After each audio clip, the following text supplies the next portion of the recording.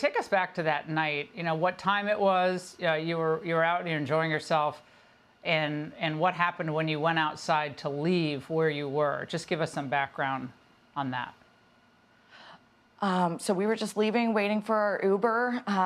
You know, when we were leaving the club, nothing inside. There was no hate or anything bad that had happened. So when we came outside, you know, it was pretty shocking when we were being surrounded, and you know, the people that I was with at the birthday party were being attacked, and you know, somebody being beat to an inch of their life in front of me. I felt the need to step in and try and help. Well, was there anything said? There was no words exchanged between you, your friends, and the individuals? Many of them, well, some of them already charged. No words exchanged?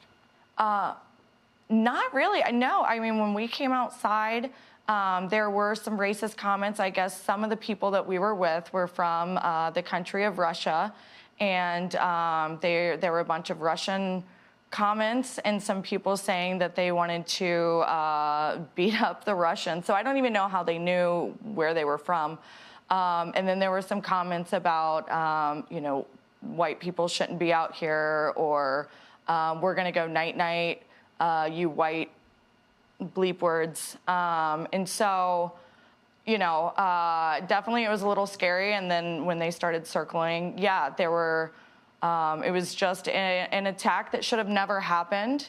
And there were a lot of people in the attack. Now that some of the people have been arrested, they have rap sheets that go on for days. And especially the man who punched me in the face, he had just got out of jail a few months before and had felonies on him.